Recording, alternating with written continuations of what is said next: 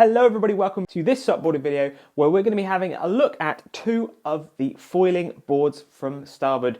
We've been using the Takeoff and the Wingboard for well over a month and a half, and in this video you're going to hear our observations and key findings about these boards, and we're going to help you understand whether one of these boards is right for you.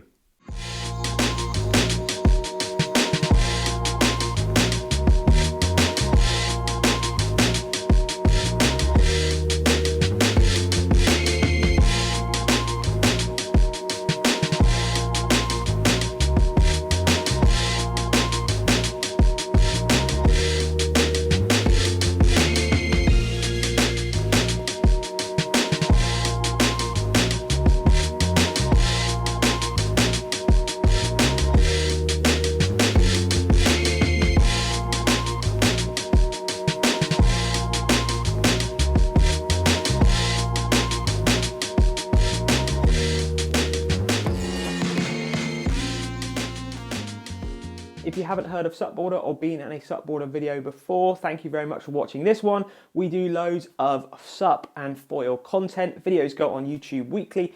Questions, of course, get them in the comments below, but if you've got lots of questions and you really want to find out what board is right for you, definitely get onto SUPboarder Pro and the Ask the Experts service to help you understand which is the best bit of equipment for you or help you with a certain technique that you're trying to master. Yes, this video slot is sponsored and paid for by Starboard, but our job is not to sell the boards, it's to make sure you buy the right board for you out there. That could be a Starboard, that could be a separate brand altogether. So looking at the boards we have here in the studio and that we've been using, we have the Starboard Takeoff 5.3, 85 litres, and we have the Starboard Wingboard 5.2 in the 80 litre. You can get these boards in a few different price points. The blue carbon version, which is going to be your more performance, lightweight, stiffer, it's going to give you a better response, really a board for more of the higher level rider, or if you've got the money, just a nicer board to have. Those are going to retail at £1,449 for the Takeoff or the Wingboard. If you're looking at the cheaper construction, you're looking at the light tech construction, which is going to retail at £949 for the white one here. But they also make a light tech in a blue version just for the Wingboard only, same construction, just a different colour, and that retails at £999. So if you're not really fond of the white, you have got the blue version in the Wingboard only. A bit of information about Starboard. Starboard are a very successful and popular water sports brand. They've been making windsurf equipment, SUP equipment, got their own foil range. They're also a certified B Corp company. No doubt you've seen lots of other Starboard equipment on the market with the foiling, supping and windsurfing, and also it's worth mentioning when it does come to reselling Starboard equipment, it's generally a lot easier than some of the other smaller, lesser known brands because you do know what you're going to get, and obviously there's lots of videos out there like this. Now looking at the board sizes in the Takeoff range, you'll see that there are a few more sizes and they are definitely smaller in size. There are comparable sizes in the bigger boards, but the smaller boards, they're a lot smaller. They are obviously going to be designed for more high performance wingers, but also for prone surfing as well. So these Takeoff boards are naturally already showing us that they can be more of a multi-sport foiling based board. The Wingboard, hence the name, is pushing towards more of a just winging shape and also more to the beginner intermediate in that winging discipline as well. I know on paper it does look very similar, but there are definitely some design features and things that they've done on the Takeoff that are pulling the board away from the beginner and definitely pushing it towards the intermediate or good intermediate into advanced rider. So looking at the Wingboard first. Now there is quite a lot going on with this board. They have had the Wingboard in the range for a few years, but this is a new shape. The top and the deck of the board does resemble very much what it looked like a couple of years ago, but the bottom has changed. There's been a lot of input from the windsurf foiling arena, which Starboard are pretty much kings at.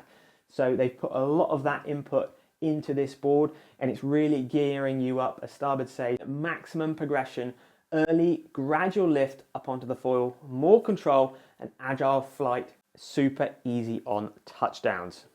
So you can see why that sounds pretty good as a beginner intermediate. You just want a super easy board to get you up and flying. Well, that's where the the Wingboard comes in. The volume in the board is distributed equally around the board, so it's a very comfortable and easy board to stand on. I will chip in straight away and say this is the smaller board at 80 litres, the Takeoff's 85, but the Wingboard does actually feel bigger when you're standing and not on the foil. Another reason why it does feel so stable is because the outline shape. You can see it clearly in the camera there that the Wingboard is way wider up at the nose. The actual outline length of the board, eagle-eyed people will know that the Takeoff is actually slightly longer and slightly thinner in its relative size. The Wingboard 1 inch shorter, half an inch wider. That obviously is going to give you way more stability. The deck shape itself is still very similar compared to the older Wingboard. I really love the original Wingboard, how they had that big recessed deck. So when you're standing and riding, it's focusing all your weight and effort towards the center line of the board, and also it's keeping you lower and closer to the base plate of the foil. If you imagine if you were standing directly on top of the foil with a thin sheet of wood, you're going to have the most direct feel. So the closer you can get to that foil, the better it's going to feel. The EVA deck pads have completely changed this year. You've got like a nice lined effect, very comfortable, really good to feel where your foot is on the board. You've got a nice diamond grip deck pad at the back there, changes the feel if you're riding it without foot straps. Talking about foot straps, you've got a good range of foot strap placements and a good range of sizes of foot straps you can get as well. You do not get foot straps as standard with the Light-Tex, but you do with the blue carbon versions.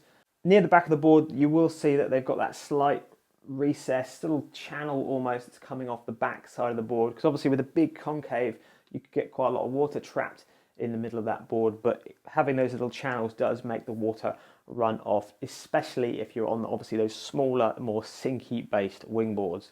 Looking at the bottom shape now, if you remember the original Wingboard that had two big channels coming down the sides of the board, that did have an advantage and some disadvantages. It did give you a good straight line tracking, and like we took it sup surfing, I remember that was quite good at keeping going in a straight line, but it did tend to feel a little bit like it could catch sometimes when you're coming back down, especially if there's some chop coming in at maybe slightly the wrong angle.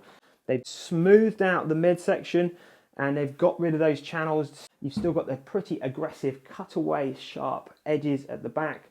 Anytime you have a cutaway, this is where it's come from the windsurf industry, that's going to release the water really quickly. But if you do sink down in the water, you've still got the overall shape of the tail shape to give you that extra stability. So flat into the middle, you've got a V up at the nose here, so when you come to touch back down, it's much smoother on the touchdown. They've done a lot more work and refined the nose itself as well, so it's not as big and bulky as the previous year's boards. Still got a nice flat area where your foil's going to go. Big change now is you've got a 14-inch foil box opposed to the original 12-inch, I think it was. So a lot more room to maneuver your foil and a lot more room to use other foils as well, not just Starboard or AK foils that they've got on here. Looking at the side of the board, you'll notice at the back they've given it more of a cutaway now, which is actually a really nice move. I like that because it does mean you can sort of stamp on the tail of the board, or not say stamp, that's a bit of an aggressive word, but pump effectively, pushing the tail of the board in the water to get yourself up onto the foil. You'll notice that Takeoff is completely flat. But so having a little step at the tail is quite good for definitely you improving foilers that are trying to get up in lighter winds, getting yourself in that sort of porpoisey motion to get your foil engaged. Having that cutaway at the back is going to really help that. And you can see there how the volume is distributed pretty equally throughout the whole of the board. Even the back of the board, there's quite a bit of volume there. So the board isn't really going to sink down on you. It's again giving you that super stable feel when you're off the foil, which is really the most important thing when it comes to foiling and getting into foiling, because a lot of you out there are getting on smaller and smaller boards, which is great, but the downside is you're going to have to be able to stand or wobble yourself comfortably on that board. Whether you're on a sinker or a floating board, stability and distribution of that stability and volume is really key to making sure you get into and progress in the foiling discipline as quickly as possible. But now I want to drive into the Takeoff. So this is a board that's been doing very well on the competitive freestyle scene For the wingers out there, definitely in the smaller sizes, I've seen quite a lot of people riding it in prone, foiling as well. And this is really just because where potentially the wingboard starts to slow the progression of the rider down, the takeoff then takes that progression and lets it go even further, which is why so many at the top or the higher level riders are choosing to use the takeoff, and why they are in much smaller sizes as well. Some of the major points that Starboard are putting into this board is it really being that little bit longer, that little bit narrower is going to give you a greater board speed. Now, the smaller you go in sizes, the smaller the increment in size has to be bigger for it to be a bigger effect. So in other words, the shorter the board is, just having an inch on the length of a short board of around a 5 foot long board is actually going to make quite a lot of the difference. So starting off looking at the top and the front of the board, having less board up at the nose is going to make your board lighter at the nose. It's going to make the board have less swing weight up at the nose, so you are going to be able to maneuver that board way quicker. There's also less volume physically up at the nose. There's less thickness up at the nose. Starboard are saying that is to bring down the physical mass of the board going through the air or the water. So if you're wanting a faster base board, obviously a thin board is going to be a quicker board, or a board with less of a bulbous nose like this is going to be a quicker board. The deck is definitely not as recessed as the wingboard, so they haven't got any of that sort of drainage channel at the back there because it's not really needed. They've still got the same foot strap placements, amount of foot strap inserts. Turn the two boards here side by side, you can see how much thinner up at the nose here the Takeoff is compared to the wingboard. Much more pointed nose. We haven't got any V in the nose like you have on the wingboard. The wingboard's got quite a bit of V here. This is flat, if not concave, so it's the reverse of the wingboard. It's got quite a nice bit of nose rocker there, which definitely helps when you're touching down for maneuvers, and it helps chop, not sort of pulling the nose of the board down, because this is, remember, still a fairly chunky volume board for its length and its width, but that recessed deck still doesn't make the volume feel too much under your feet because you are obviously lowering yourself to the foil. Following the rails all the way back down the board, they have got a small step out of the tail of the board, but nothing like on the wingboard. So there's a lot more board in the water all of the time, but they have got a very sharp rail on this whole board. There's no angled step at the back of the board like on the wingboard. This one is definitely flat right towards the tail. Keeping it flat towards the tail is going to make your glide speed on the water faster, but it's going to mean that you can't stamp or initiate that pump as easy as you would do on the wingboard. So maybe this is already lending itself to slightly more high split ratio or faster foils that require a little bit less of an aggressive pump to get up and foiling. The wingboard definitely is very, very different. Still got the same foil box in a virtually the same sort of place. 14-inch foil box, great for lots of different foils. Handle at the bottom of the board, I forgot to say that about the wingboard.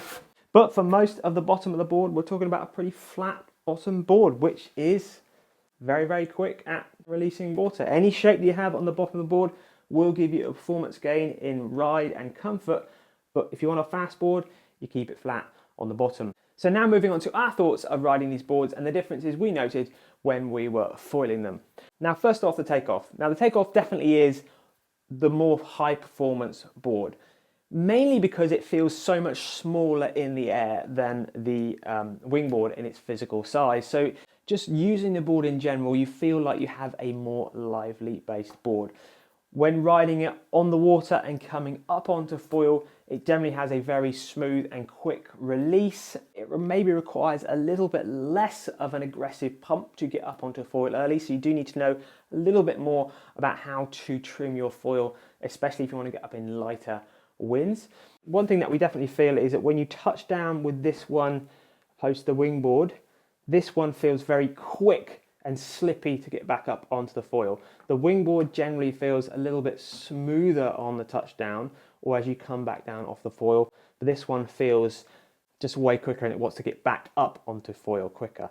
Again, these are all things that are sort of describing that a better level rider will know how to adjust and feel to get the most out of the board. They're not really going to worry about comfort on touchdown like you would get on the wingboard. They really want to just get back up as quick as possible. Because of the bottom shape, you could get yourself into surfing, prone surfing, sup surfing. We caught a few waves with this board. It is definitely the more comfortable board with that. It's got a bit more nose rocker there, a bit more shape at the nose to punch through and out over white water. The wingboard is just a bit more of a fatter.